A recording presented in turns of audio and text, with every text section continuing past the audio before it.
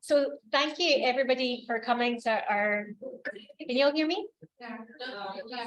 So Manisha can hear me, but you can't hear me. That isn't good. Yeah. Okay, can you hear me now? Okay. And now I feel like I'm auditioning for something. So thank you very much for coming to our final keynote in opening the bin 3.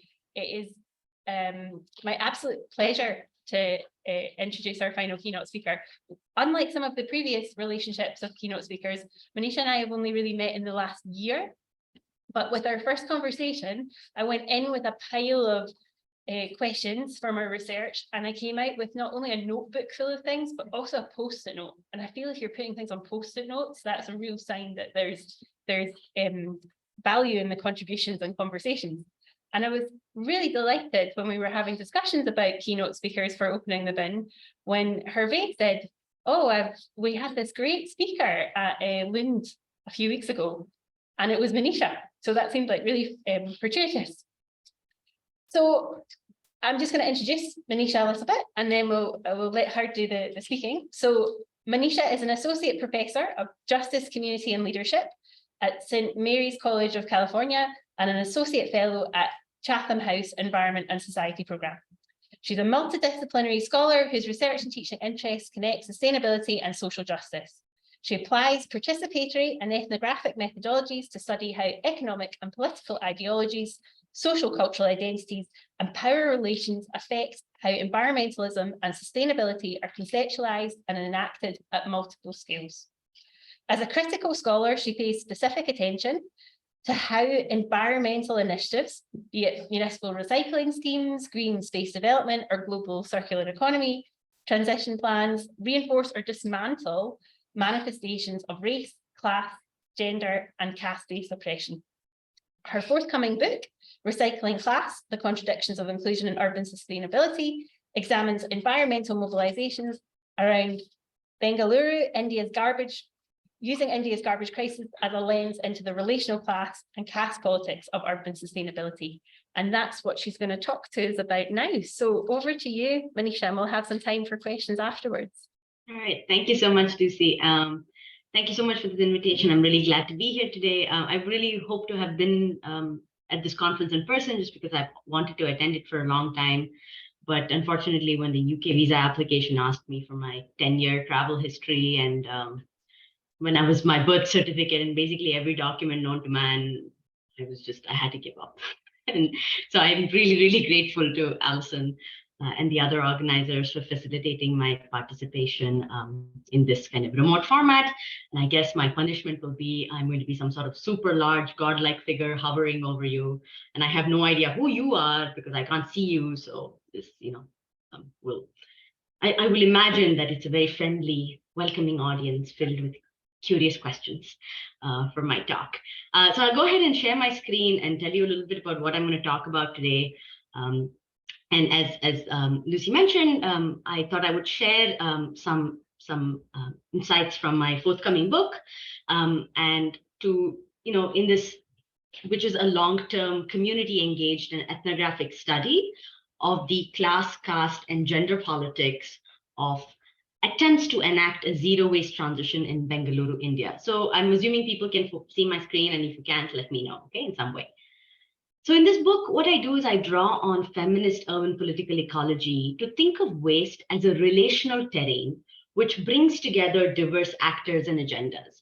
And I would suggest that this way of thinking with and through waste relations can offer insights into how social hierarchies and inequalities are reproduced through so-called sustainability initiatives in waste or the circular economy, demonstrating how the logics of racial and caste capitalism infiltrate environmental agendas. The story I will outline today is set in Bengaluru, a megapolis of 10 million people in southern India, which is also sometimes called India's Silicon Valley because of its large information technologies sector. And for me, Bengaluru's story really illuminates how today local urban struggles over cleanliness, health, and waste-based livelihoods are today articulating with global capital's attempts to restructure itself in a time of social and ecological crises by turning to waste as a source of value or as a commodity frontier. and how this dynamic of kind of the local and the global being in this co-constitutive relationship with each other complicates the pursuit of just transitions and environmental justice within systems of discard. So as an ethnographer, I like telling stories. So if you'll permit me, I will kind of introduce some of the characters and the dynamics in the story with a vignette from my fieldwork in Bengaluru. And I'm going to do my story voice. So again, hope it's fun. Stop stealing the milk packets, shouted Kranti, a 38-year-old tech executive at a multinational company. She was screaming at 3 sanitation workers who were hastily chucking high-value recyclables from a moving truck onto the tin roof of a small scrap shop. I was in Kranti's car on a Sunday morning as we followed a truck collecting recyclables from her apartment complexes in her neighborhood. These weekly collection trips were the centerpiece of the zero waste initiative that Kranti had launched in her neighborhood. Kranti was upset because she saw the actions of the workers as a betrayal of the zero waste initiative's ideals, which were to keep recyclables out of landfills by diverting them to legitimate value chains like the Wealth Out of Waste program run by ITC, formerly known as the Indian Tobacco Corporation and one of India's largest kind of producers of fast-moving consumer goods. Instead, the workers were subverting her green visions by claiming the value in waste for themselves and doing what they had long done, selling recyclables to scrap dealers in the informal economy to supplement their meager pay. I wanted to invest some of my time and energy to improve the long-term health and sustainability of my community, Kranti told me when I asked her why she had started this initiative. Frustrated seeing garbage on her street day after day, she decided to take matters into her own hands. With the help of 3 retired men, Kranti recruited 200 households, asking them to reduce their waste generation and segregate their waste. Wet waste was collected daily and composted. Dry recyclable waste was collected once a week and transported to a sorting center, which was basically a shed with no electricity, where it was weighed and sold to ITC for a bulk rate of 2 rupees, about 3 US cents per kilogram. During these weekly trips, Kranti and her band of eager retirees followed the sanitation workers to both monitor their work, as well as how kind of well KK Nagar residents were adapting their behaviors and doing the segregation. At each of our stops, the workers, 2 women and 1 man, went through the bins, pulling out paper, plastic, and other recyclable materials. Kranti asked them to put on gloves, but the thin latex tore in contact with coarse waste. Workers bent and knelt, sorting on the floor, while we stood staring. Although the apartment complex residents were supposed to have pre-sorted the waste, the segregation was imperfect, perhaps unsurprisingly. When we found rotting flowers and diapers in a bin marked dry waste, Kranti immediately admonished the apartment level project leader for the misstep. The workers moved the diaper to the correct bin. Soon after visiting 8 apartment complexes, we headed toward the sorting center, following the truck with bags of recyclable materials. We lost sight of the truck, which appeared to take a turn into a side lane. Kranti caught up, and as we came closer, we saw that the truck had stopped next to a scrap shop, and the workers were rapidly throwing out the highest value recyclables. Out went the cardboard boxes and the milk packets. Once the workers realized we had caught up with them, they stopped and quickly drove on. At the sorting center, Kranti confronted the workers about what had happened. They sidestepped her censure with half-hearted nods, voicing their frustrations to their boss in Kannada, which is the local language. We would get so much more money if we sold the mal, valuable materials in Hindi, to the scrap shop rather than just giving everything to ITC for 2 rupees. It is so stupid to give it away so cheap. Shut up, shouted their supervisor. Kranti tried to placate them. After all, we give you some of the money from the sale of the materials and breakfast too. The workers were unhappy with the scrutiny. Even if the money accrued by selling recyclables was ultimately distributed to them after deducting unspecified operating costs, they resented losing control over the process. The middle-class volunteers, in contrast, had no visible financial motives and did not see the need to sell the recyclables for a higher price. Their priorities were clean streets and a clean ecological conscience. And they wanted to get back home to hot lunches with an afterglow of a morning's worth of civic duty under their belt. So this conflict captures a key tension in garbage environmentalisms in Bengaluru. Well-meaning environmentalists like Kranti desire clean and green cities, which they hope to achieve through behavior change, infrastructural upgrades, and market mechanisms. Some work very hard in their homes and neighborhoods to execute community-based solutions that actually challenge the typical neoliberal playbook of using silver bullet tech fixes like incineration plants or moving all responsibility for waste and plastic pollution onto consumers. Instead, they pursue collective pathways for socio-material transformation through their communal sustainability schemes. Housewives, retirees, and other unlikely suspects build small-scale infrastructures and convene collaborative systems of governance. Doing so, they gain a sense of empowerment, a shared identity, and a platform for collective action that can bring the ecological question of waste back into the realm of the political. In Bengaluru, these women-led movements have actually been really successful in achieving large-scale transformations to both regulatory processes and municipal infrastructures, stalling the construction of spectacular and environmentally suspect infrastructures like incineration plants. But these middle-class attempts at achieving green cities, zero-waste cities, sustainable cities requires the labor of waste workers who they retain in class and caste subjugated roles. Their zero-waste schemes also threaten long-standing circuits of resource recovery tied to informal livelihoods and economies. They do not readily recognize sanitation workers, waste pickers, and scrap dealers as legitimate environmental or economic actors, excluding them from full participation in urban environmental politics. But also within the story of oppression repackaged with a green sheen were some potential seeds of change. Metabolic dependencies on labor to enact zero-waste systems had also opened new avenues for environmental claims making by certain sectors of Bengaluru's urban poor. Indeed, a few weeks before my visit to KK Nagar, I was in the Karnataka High Court, where two judges were presiding over public interest litigation, which is a type of lawsuit filed by a group of housewives, retirees, and some non-governmental organizations. The lawsuit accused the Bengaluru Municipal Authority of violating their constitutional right to life by failing to manage Bengaluru's waste in a sustainable manner. So basically unmanaged waste threatening people's health and well-being. Also in the courtroom alongside these middle-class zero-waste advocates were representatives from Parisara Tanda, a newly formed organization advocating for the rights of informal waste pickers, who are individuals, families, and communities who make a living by collecting, sorting, and diverting recyclable materials. Waste pickers participate in the environmental management of cities and the maintenance of global environmental health, but on embattled terms. They face punitive municipal policies that criminalize their work, legalistic formalization projects that try to dispossess them from their sources of livelihood, but nevertheless, waste picking sustains some 15 million people worldwide. The estimates are rough. Materials recovery rates in the informal economy rival that of the formal sector. Waste pickers and informal recyclers together process about 20 to 50% of the waste generated in developing country cities. Since 2011, Parisara Tanda has very strategically formed coalitions with middle-class zero-waste advocates and worked to gain recognition and inclusion for waste pickers in Bengaluru. Framing waste pickers as silent environmentalists and robust entrepreneurs, it has secured government-issued identity cards that decriminalize waste picking, access to social services such as health insurance and unemployment insurance, as well as new economic opportunities for waste pickers to operate recycling centers and provide waste management services.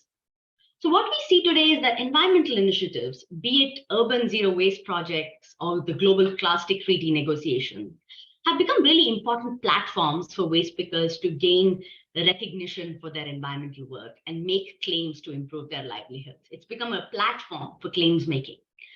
Yet this drive to recognize and include waste pickers in the absence of a concurrent agenda of systemic social reform ultimately serves the end of accumulation and profit making as opposed to justice, I would like to suggest. In Bengaluru, local place-based experiments to clean up cities, improve public health, and enhance informal livelihoods, for example, through these communal participatory schemes that bring together middle-class zero-waste advocates and informal economy waste pickers and scrap dealers, are also taking place alongside national government schemes that are trying to clean up India to improve the nation's image and to make it a more investment-worthy destination, as well as a global circular economy agenda that seeks to secure the conditions of capitalist growth and accumulation by turning waste into a new commodity or profit frontier. And And these kind of top-down agendas work according to their own incentives. They are often, working around these ideas where they seek to achieve environmental goals at least cost and with least kind of public investment.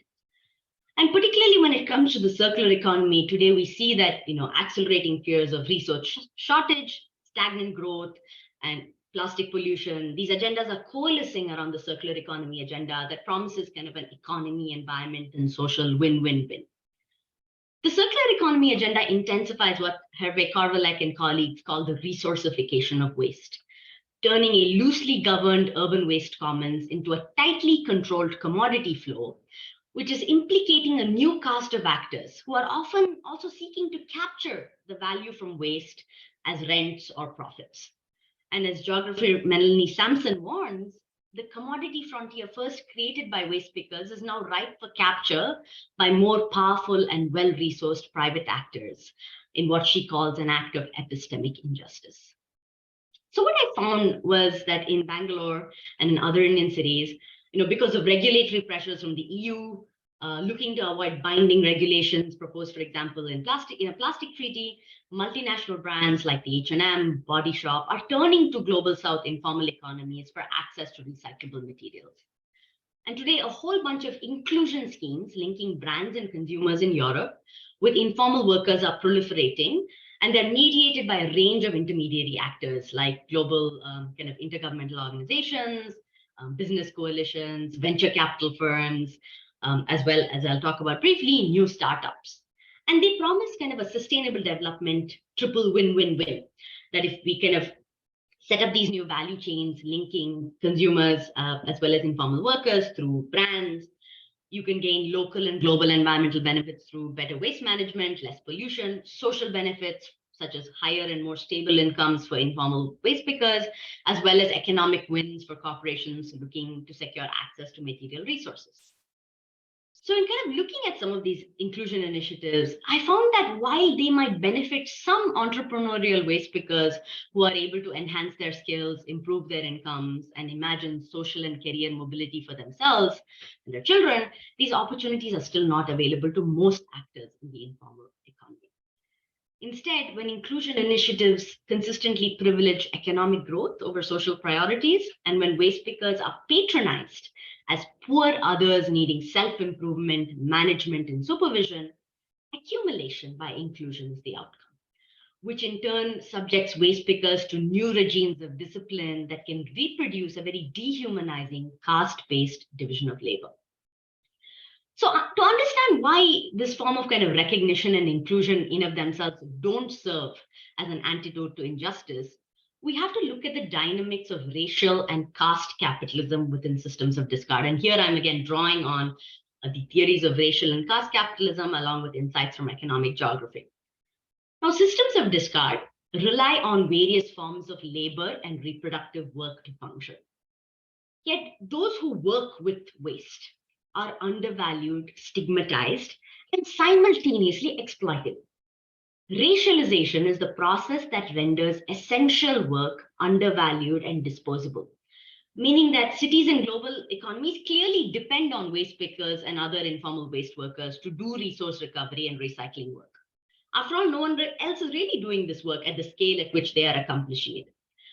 But they simultaneously deny this dependence. Cities and global capital denies this dependence on informal waste workers.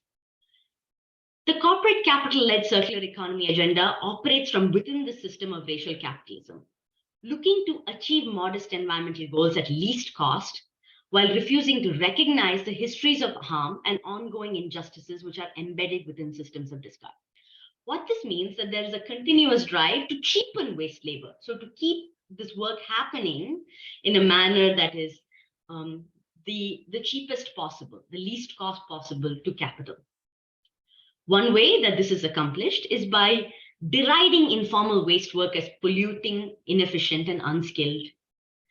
Once it's derided in this manner, policy and market interventions are designed to eliminate the unprofessional and suboptimal nature of informal waste work through behavior change and self-disciplining. So initiatives are designed in a manner where informal waste workers and their economies become the targets of intervention, not the other parts of the system. Such a deficit framing, when combined with caste as a force of humiliation, oppression, and control, renders waste pickers always subordinate in relationships. I also found that inclusion schemes have empowered a new class of venture capital funded startups to come in and serve as intermediaries between informal workers and global brands. These new companies, which are usually often led and started by dominant caste men, middle class or upper middle class, expatriates, non-resident Indians, so basically a very different social class and caste from waste pickers themselves, they function as legibility brokers. So what they do is they basically de-risk investment for venture capital firms, and they promise transparency and traceability to European companies and global brands. So they say, okay, if you like kind of let us be in the middle, we'll kind of assure for you where this recycled material is coming from. And we will be the ones who demonstrate that you are doing the right green thing for the rest of the world. So you can be shown as maintaining your obligations. Informal waste pickers then must either work for these startups as employees or as subcontractors. So they are often forced to go through these intermediaries to access these new economic opportunities and value chains. And thus, while in theory, you could see a situation where informal waste pickers could be the agents and actors of the circular economy, its epistemic leaders and designers, they're often forced to accept unfavorable inclusion terms. Disrespect and stigma mean they are not considered professional or skilled. Quasi-criminalization means they often cannot obtain credit and financing on their own. Lack of public investment means that they then become beholden to startups and venture capital firms, or even to global brands for support. Ultimately, they often end up doing the kind of the lowest value manual tasks with higher value functions controlled by these better resource players. And this actually ultimately is only for a small number of waste pickers who are included. Many more become even more marginalized as their access to a waste as a commons decreases, as now these materials become controlled within these commodity flows. So ultimately, I want to kind of say that inclusion in this form, accumulation by inclusion, becomes a strategy pursued by state and corporate capital and enshrined in national and global policies of the circular economy. It emerges out of the realization that waste pickers are the cheapest available option for waste collection and sorting, essential tasks for resource recovery in a world of plastic proliferation that are extremely hard to automate. Treating waste pickers as a globalized resource for the circular economy enables municipal governments to cut costs, national governments to meet climate commitments, and also secure resource access. It gives new entrepreneurs a cheap labor force, a flexible labor force, and multinational brands a CSR talking point. Along the way, it also solves the green guilt of consumers discarding plastics who also want to do their bit. But the bodies of people who are locally stigmatized, othered, and humiliated are the fulcrum of this emerging transnational flow of discourse, money, and material. And ultimately, I find that the transformative potential of local sustainability action that can bring together diverse social groups like zero waste advocates and waste pickers in common cause is constantly threatened by the denial of casteism and racism, and the commodifying and co-opting forces of racial capitalism, which always threaten to subsume place-based experiments into a corporate green growth agenda. Value accumulation in capitalist economies depends on the expropriation and devaluation of gendered, racialized, and casted labor. These logics infiltrate even well-meaning transition policies, reproducing hierarchies within and through ecological transitions. Caste and race-blind approaches fail to see the core dynamics of racial colonial capitalism, locking in waste pickers into subordinate roles in inclusion schemes. Communal hierarchies and differences along the lines of race, caste, and ethnicity, which are actively leveraged by capitalism's tendencies to classify and code in order to exploit, undermine collective and communitarian routes to more just systems of discard. So ultimately, a zero subsidy, profit-oriented circular economy, I believe, cannot help us discard well. It will only make waste management seem more modern while retaining its more backward paths.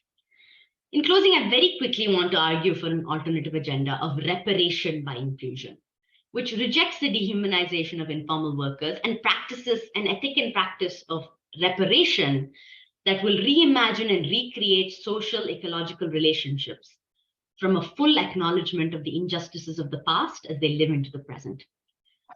Such an agenda will leverage sustainability and circular economy to demand more material and intellectual investment into informal economies, as well as more social entitlements for informal waste pickers. It starts with the recognition that informal economies have long subsidized the condition of capital accumulation, often through self-exploitation, and that any sustainability initiative will have to redress this existing injustice through grassroots leadership. So already waste pickers and their representatives are using the global environmental summits and UNEA assemblies to make claims. They are demanding full and meaningful participation, fair wages and social security, and systematic plans to phase out toxic substances and plastics. I think we have to kind of think about how such an agenda can have an ethic and practice of reparation. So these reparative policies can help de-link labor, income, and development, and connect social reform with ecological healing. But ultimately, this is impossible within systems of discard where every action is based on narrow cost-benefit analysis, efficiency metrics, and aesthetic preoccupations. Such a regime is fated to reproduce injustice. But instead, to move forward, privileged environmentalists, scholars, and activists must accept leadership from waste pickers, sanitation workers, and other frontline communities, and prioritize social reform and reparation over aesthetics or efficiency to rebuild the planetary commons from the detritus of a commoditized society. So I'll stop there. Thank you.